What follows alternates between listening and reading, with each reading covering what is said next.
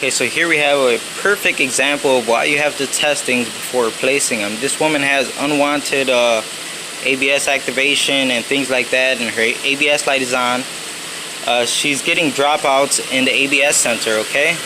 Now the ABS sensor in this car is integrated into the wheel bearing, so without testing, people would just throw a wheel bearing at this car and it would not fix its problem.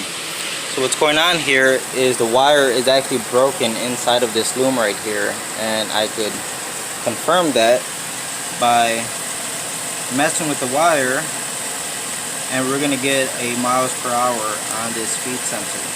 There we go, 19 miles per hour, and I'm gonna let it go and back down to 0. All I was doing was this right here. So what's going to fix this car is repairing the wire inside of here and not replacing parts. And here goes our brake right here. Yellow wire, obviously.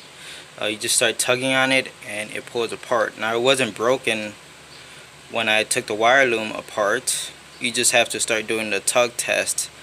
What gives these wires their strength is the actual strands of wire inside of them. This rubber or plastic shielding doesn't really supply that much strength to them. So if you start pulling on them, you'll find a section where it just like starts to like stretch, kind of like a rubber band, and that's how you know where the connection of the wire inside is actually broken.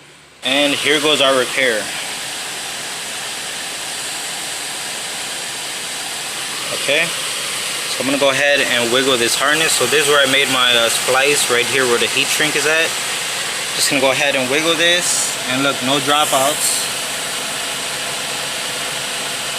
It's holding 23 miles per hour, and I'm wiggling the whole harness, and it's holding. So confirm, that's a fix. No wheel bearing needed or anything. It's always nice to get jobs like this. Customer's gonna be really happy. So I just took this Impala out for a test drive, and this is the new signal we're getting from the speed sensor. So as you can see, it's the blue one. As you can see, it looks nice and clean. And this is what it used to look like. So that's why it was setting that error code. And now we are here. Everything is looking good. Back with this Acura CL. It's the one I just put the starter in. This time we are going to be replacing a motor for the fan on the right side. It blew a fuse. Customer wasn't even aware that the fan was not working because there's 2 fans. He has not had any overheating issues, but I recommended he should get it fixed. So you know, cheap solution here is just to replace the motor here. Yeah, when this thing turns on, if you were to put a good fuse in there, when it turns on, this thing sounds like it's just ready to explode, which I'm not going to bother doing right now. We're just going to go ahead and change it out. Hopefully it doesn't put up too much of a fight. Well, not too bad to get out. And let's see if I can hold this. Yeah, a lot of play here.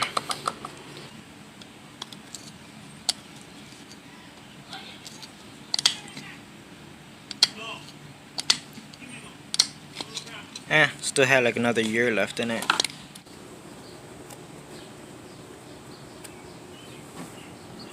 Just love when a customer brings a car to get brake pads and rotors done, right?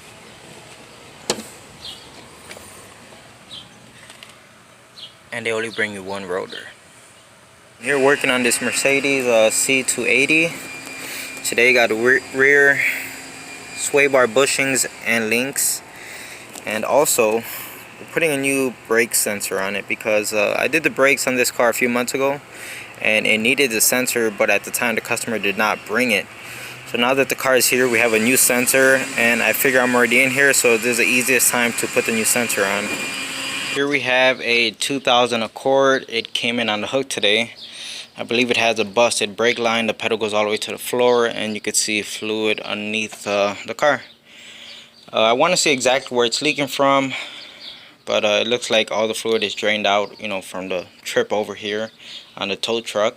So I just added a little bit more brake fluid, and we're gonna go underneath the car now. What the heck? We're gonna go underneath the car now and see where it's leaking from. Pedal a few pumps, and I see this spot wet.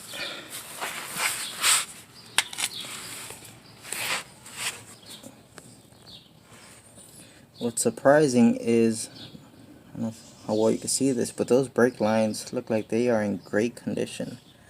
I expected them to just be completely rotted out. So why is one of them busted? Look how great they look.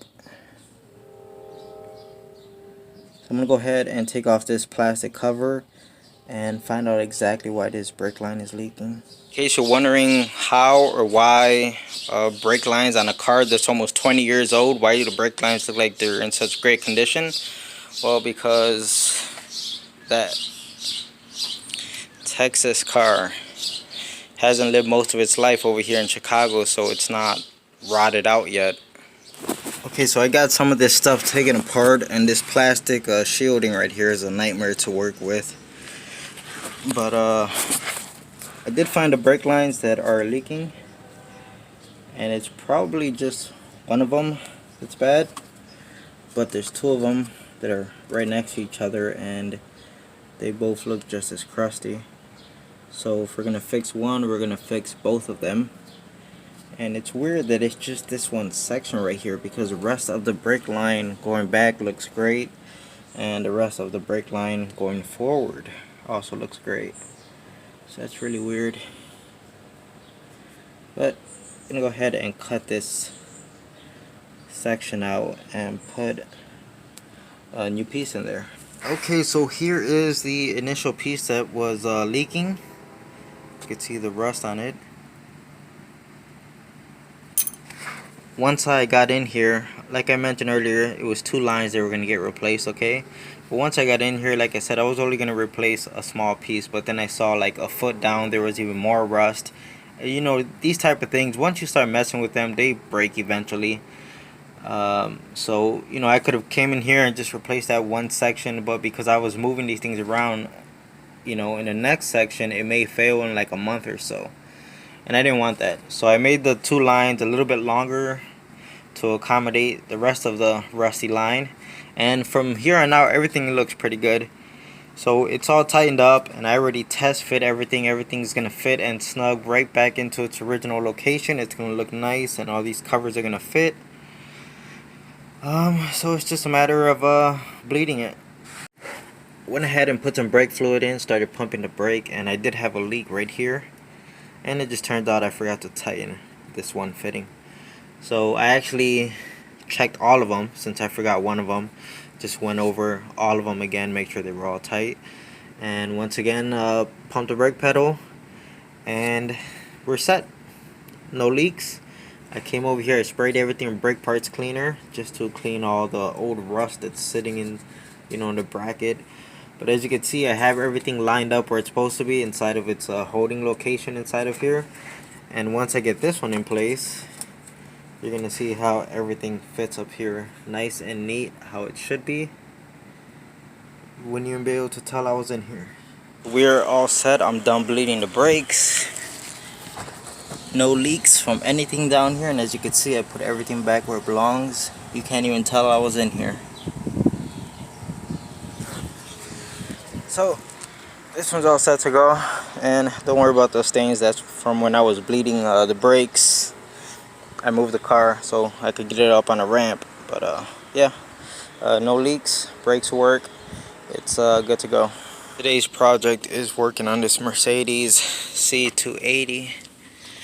It's getting a front, left, and right CV shaft. So you can see what's going on here, and the one on the right side is exactly the same way.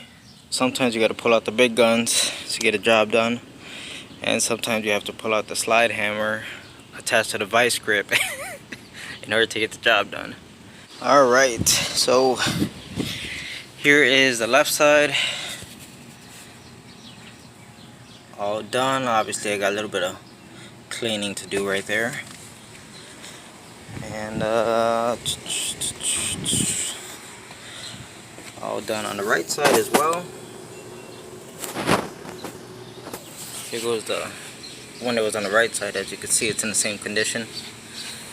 And I think it's time for some new shoes.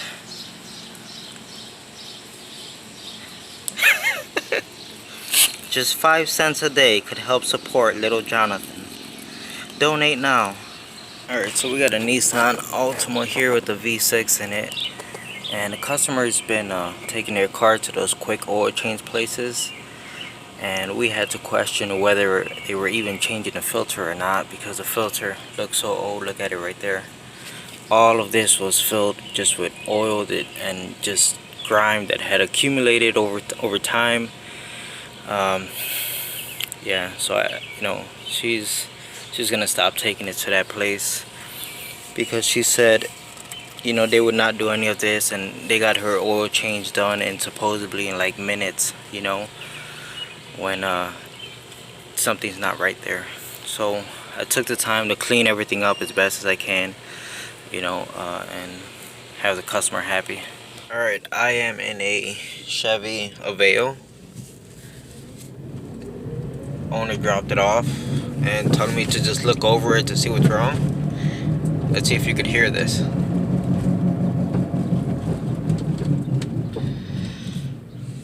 Yep, sounds like a wheel bearing to me. There's plenty of other things wrong with the car.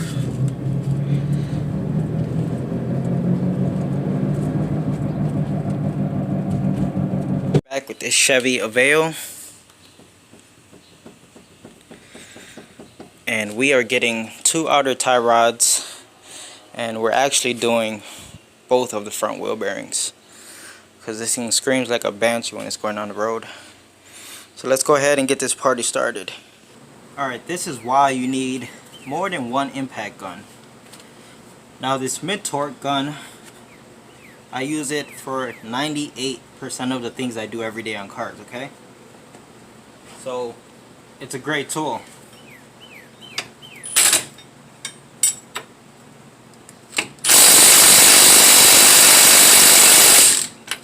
But it isn't going to cut it here.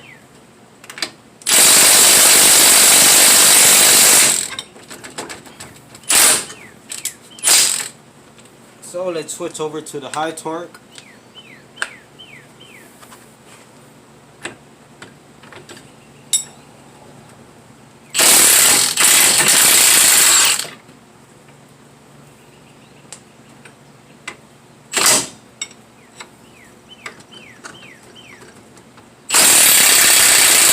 You may have noticed that I already have the new tie rod in place, and it took all of 5 minutes to get here. You know what that means, right? Wheel bearing is probably going to be a pain in the ass to get out. Okay, so maybe I'm wrong because the car is really cooperating today. The hub actually came out without the race attached to it, which is really uncommon. And to top it off, it has a nice snap ring in here. I could easily get my pliers on there and remove it. I hate the other kind that don't have the hose for you to get the snap ring pliers in. Sorry, I'm out of breath from the slide hammer. Wow, the gods must be really happy with me because this stuff is coming apart like butter. Thank you, Keanu Reeves and Tom Cruise.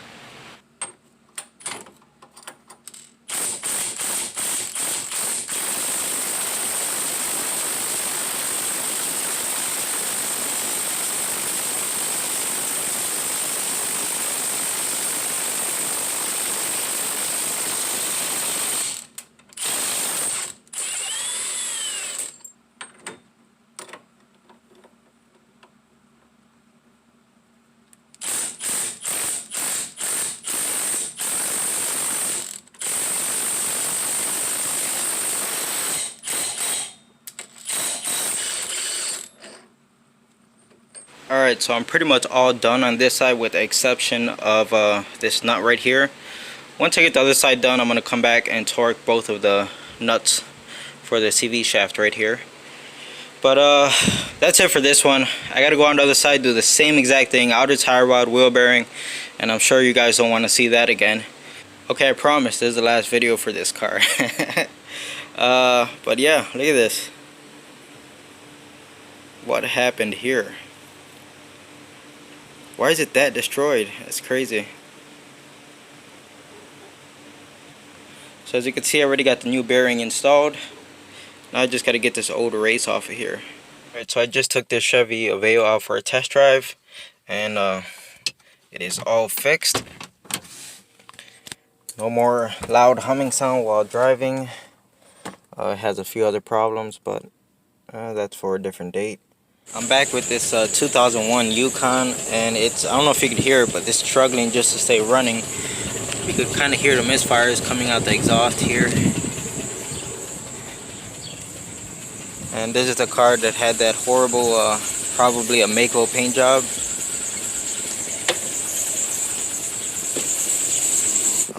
Body filler everywhere. Look how nasty that looks. Yeah, so I had it in one of my other previous videos, and alright. Okay, let's try to listen.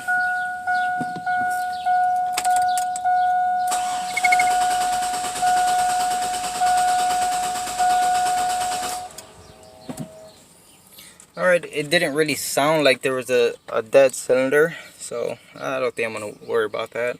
The ignition coils. And all of the ones on the left side of the engine look okay. We come to this first one right here, and I already see a problem. Go to the second one, looks okay. Third one looks okay. And the fourth one, yeah.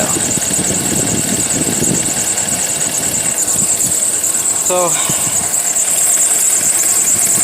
we have this problem with our misfiring going on with our ignition coils, but we also have circuit codes for our fuel injectors. So we possibly have bad fuel injectors, and the guy did get the Amazon special, like he got all 8 fuel injectors for like $100. So that right there is a red flag, right?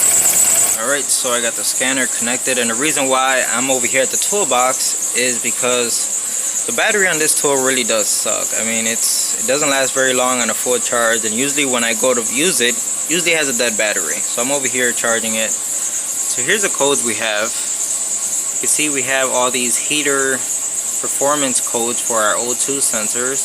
Bank 1 sensor 1, Bank 1 sensor 2, and Bank 2 sensor 2. I'm not worried about that so much right now, but you can see we have injector control circuit code.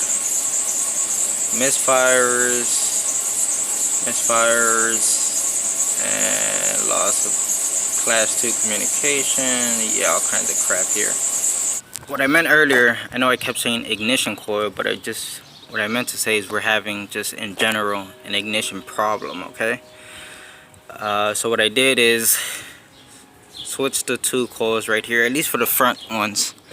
So I switched these 2 around, and the problem did not follow the coil. Okay, so at that point I'm suspecting a wire. So I'm like, alright, I'm gonna put it offside. Let me check that rear coil, that the one that the signal looked real bad. So all I did was disconnect the ignition wire, and what I see, the green crusties. Look at that. So that's why that signal looked like crap. There's nothing there. I'm gonna pull this coil off so we can have a look inside of it. I'm not even gonna bother like putting this on another cylinder and see if it still works. Doesn't really matter if it still works, because the fact that it's really had nowhere to send that spark, this thing's already compromised. Even if it does work, it's not gonna work for long. That's what destroys these things, when the spark has nowhere to go and it just kind of eats these things away real quickly. So I'm going to tell the customer at this point, well, I'm not done looking at the car, but at this point, 1 ignition coil, a set of ignition wires. The thing I found interesting is that the owner told me that he had a guy replace all of the ignition coils, all of the fuel injectors. I'm not sure if that included the wires and the spark plugs. One definitely has been in here changing the injectors or messing with them, because there's 2 injector clips. One's right there, see it down there, and the other one is right there.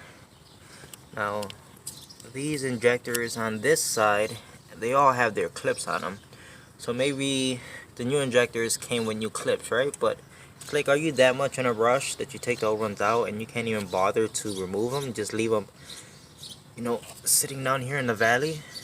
So as far as cylinder number 2, which would be this first one right here, we kept getting that misfire. So switching the coils didn't change the misfire on cylinder 2. Switching the ignition wires didn't change it. So I was like, okay, it's time to pull that spark plug. And I'm here looking at it. I'm like, it doesn't look too bad, right? But then you take it out. Look at that. Trying to get this to focus, but I'm sure you could see it already. That's right. Who worked on this car? It's amazing. Alright. So we need ignition wires. We need at least one spark plug. We need at least one ignition coil. And we still have a misfire on cylinder 7, which is that side. I gotta go check it out and see what's going on. Okay, so as far as cylinder 7, looking at the spark on it,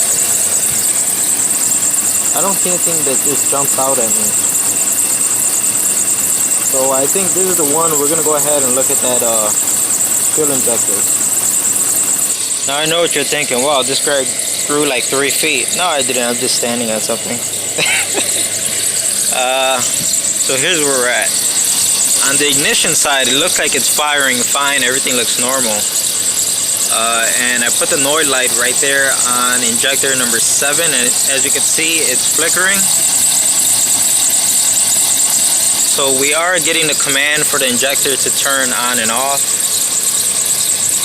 but it seems like we have a bad injector here, and that's why we are getting those injector circuit codes or whatever the heck it was. Here's a spark plug out of cylinder number 7, and I don't know if it's gonna pick up on camera, but this thing is pretty much soaked in gasoline. So either our fuel injector is working and the misfire is from something else, or we have a stuck open fuel injector. So one thing I noticed is if you clear the codes, as soon as you turn the vehicle back on, we automatically get a injector control circuit code. So what I did is cleared the codes again. I unplugged the injector, the suspected bad one. I put the noise light back on it, turn on the vehicle, and all of a sudden the control circuit for the injector code doesn't pop up anymore. So that pretty much confirms it for me. I don't think I need any more proof as far as cylinder 7. Okay, so I got the fuel rail out, and you guys are not going to believe this.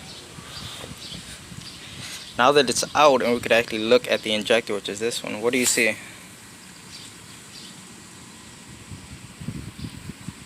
Yep, that pin inside of there is bent.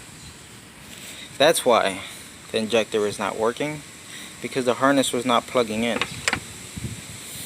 I'm going to try to unbend this pin, and I'll put some power to it, and let's see if we could hear it click. Let's listen.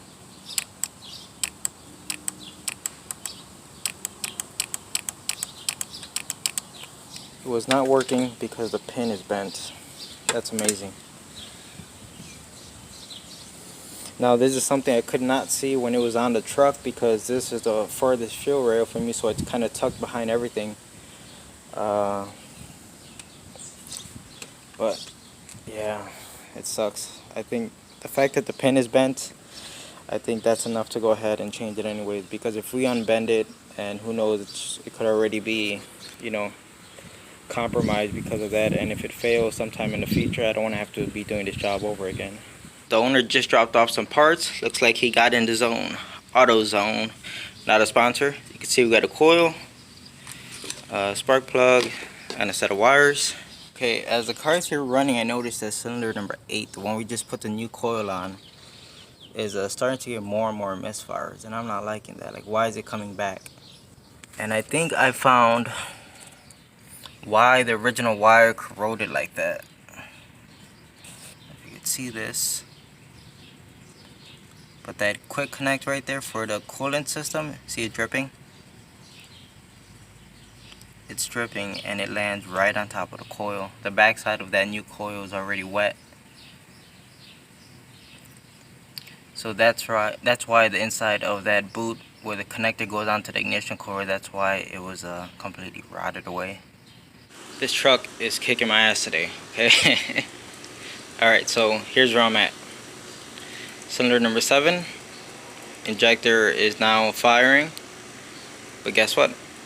Still have a misfire. Alright.